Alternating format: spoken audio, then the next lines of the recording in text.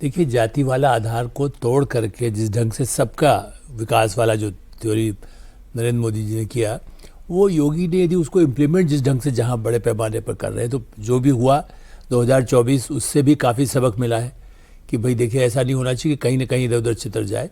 उस दृष्टि से मुझे ऐसा लगता है कि आपने जो कहा ना कि भाई दलित के क्या, आप बताइए मायावती को कहाँ पिछली बार इतना कहीं मिला? ये जो मुलायम समाजवादी पार्टी की जो थ्योरी है कि खाली वही मिलता है, लेकिन उन जातियों के लोगों का जो विकास उस क्षेत्र में जो हो रहा है, जिस ढंग से उनके महिलाओं को लाभ मिला है, बंगाल आपने ठीक कहा, बंगाल में हुआ कि नहीं? बंगाल में जिस बड़े पैमाने पर, वो वहाँ नहीं होता क्या? वहाँ भी ब्राह्मण, ये भद्रलोक, ये लोग, मतलब किस तरह का वहाँ भी डिवीजन करने की ऐसी जातियों की बात चर्चा नहीं हुई सर पूरे इलेक्शन में कहीं। बिल्कुल बिल्कुल इस लेवल पे नहीं होती जैसे यूपी बिहार में होती है। यूपी बिहार सबसे वर्स्ट, लेकिन बिहार का भी नतीजा देखिए आप। इसीलिए ये मानना कि भाई इस तरह से पीडीए का फार्मूला जो कहा गया, और राहुल गांधी भी उसी तरह का आया, समाजवादी पार्टी, वो सब फार्मूले बेकार हो चुके हैं, बहुत पहले के पिट चुके हैं। आप साथ में आपने बसपा का नाम लिया तो मेरी नजर गई, बसपा को वैसे बुरे दौर में 2022 में भी 13% वोट आया था, 13% वोट उनके पास भी है। हाँ, लेकिन देखिए, लेकिन उनको दलितों का यदि जो लाभ उनको मिलता है, आप वेस्टर्न यूपी में भी उस हद तक उनको सफलता नहीं मिली सीटों के हिसाब से। आप देखेंगे कि भाई वो उनको इतना मिलेगा। तो मेरा ऐसा मानना है कि देखिए, निश्चित रूप से सबको जो साथ में उनका कैसे हो सकता है, उनके लिए स्कूल कहाँ हो रहा है, आयुष्मान भारत की योजना कहाँ लागू हो सकती है, लड़कियों के लिए क्या हो सकता है, वो जो योजना है, एक समय में समाजवादी पार्टी ने कोशिश की थी, साइकिल देंगे, ये देंगे, उस लैपटॉप देंगे, कुछ हद तक उसका, लेकिन उसके बाद जिस ढंग से डिवाइड किया, खाली यादवों की पार्टी है कि मुस्लिमों के लिए करना है, माफिया। दूसरा सबसे अधिक मेरा जो आज भी मानना है कि इन लोगों से बात होती है परिवार में, आप ये देखिए कि सबसे बड़ी जो कानून व्यवस्था की स्थिति को लेकर के जो सबसे अधिक डिवीजन हुआ है कि भाई देखिए, ये जो है माफिया उन सबको खत्म हो रहा है, वो सबसे नंबर 1 पॉइंट यदि यूपी में है। ये वो सज्जन ने भी मुझे कहा, यही जो समाजवादी पार्टी के नेता, उन्होंने कहा बीजेपी के पास एक ही मुद्दा है, वो है लॉ एंड ऑर्डर, और दूसरा उन्होंने थोड़ा उसको बड़े क्रैश तरीके से कह लीजिए या सीधे सीधे समझ, दूसरा ये है कि भाई ये लगता है कि भाई यहाँ पर मुस्लिम समाज जो है वो अपना ठीक किया हुआ योगी ने, ये मतलब आम भाषा में जो वो कह रहे थे कि ये जनरल परसेप्शन है, यही है। लेकिन समाज से ज़्यादा, वैसे प्रदीप जी यूपी की ज़्यादा जानते हैं, लेकिन मैं आपको कह सकता हूँ, समाज में मुस्लिम समाज को मत कहिए, जो माफिया है उसके खिलाफ बता रहा हूँ, उन्होंने मुझे किस लैंग्वेज में कहा, उनको ऐसा लगता है। लेकिन मैं ऐसा जानता हूँ, जहाँ तक बहुत सारे ऐसे परिवारों को जहाँ उनके साथ मुस्लिम को जाते आते हैं, खाते पीते हैं, सब कुछ है, समाज में वैसा नहीं है। वो ठीक है, परसेप्शन में हो सकता है वोट उसको देते हो, किसी पार्टी को दे दें, लेकिन समाज में उसको उस तरह से मुस्लिम नहीं मानते। वो कहते भाई इसका भी यदि भला होना चाहिए, हमारे मोहल्ले के बाहर ऐसा नहीं हो कि इस पर नुकसान उसको हो।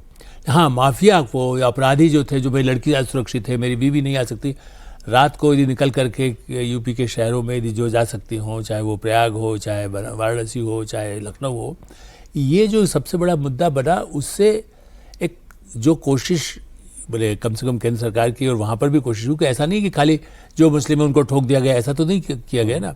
जहाँ जहाँ ऐसे मुस्लिम थे जो अवैधानिक जिन्होंने काम किया हुआ था, वक्फी ज़मीन पर कब्जा किया हुआ था, उसको यदि किया तो उससे लगता है ना कि भाई देखिए सही काम हो रहा है। किसी सर होता ये है, वो आपने ठीक कहा, वो जब ऐसी बात कोई करता है उसको एक्चुअली लोगों को दिखता ये है कि जो क्रिमिनल्स पर एक्शन होता है ना, उसमें एक लार्ज पोर्शन मुसलमानों का होता है।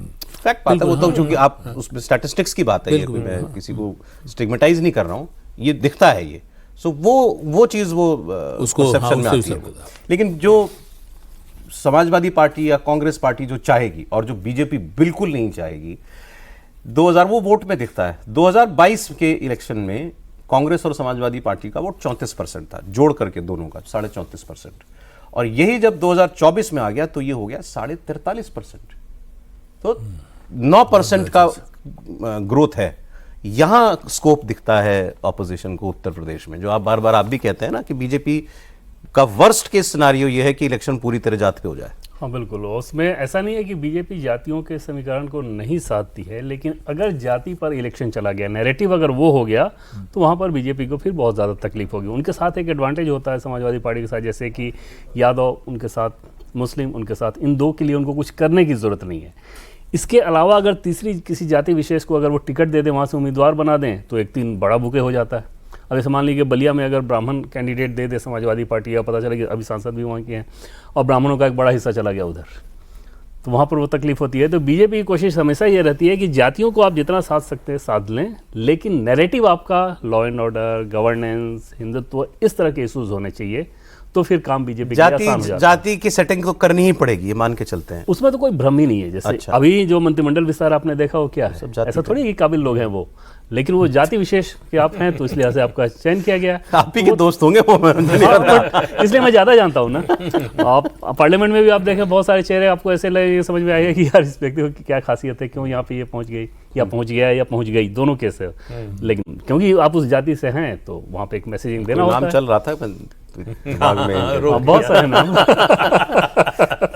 तो वो तो साधना ही साधना होगा, उसमें तो कोई भ्रम नहीं है। लेकिन पार्टी एकदम बीजेपी की कोशिश रहेगी कि नैरेटिव पूरा जो जाए वो governance, Hindutva, law and order, इस तरह की चीजों पे। अब वो इन तीनों पैमाने पर सर आप देखें तो बीजेपी के पास कहने के लिए बहुत कुछ है। बंगाल जैसा माहौल तो यूपी में बनना मुश्किल है, पोलराइजेशन, इतना सब कुछ, उतने की जरूरत नहीं है, जरूरत नहीं है, उतने की जरूरत नहीं है, उस लेवल की जरूरत नहीं है। कि वहाँ इनफैक्ट बीजेपी जैसे अगर प्रधानमंत्री नरेंद्र मोदी, गृह मंत्री अमित शाह और योगी आदित्यनाथ खड़े हों तो आपको कुछ बोलने की जरूरत नहीं है। फिर हिंदुत्व का नाम लेने की भी जरूरत हाँ, नहीं है। उसमें फिर आप गवर्नेंस, लॉ एंड ऑर्डर, बाकी सारी चीज़ों पे कर लें और वो जो मैसेज आना होता है वो अपने आप चला जाएगा।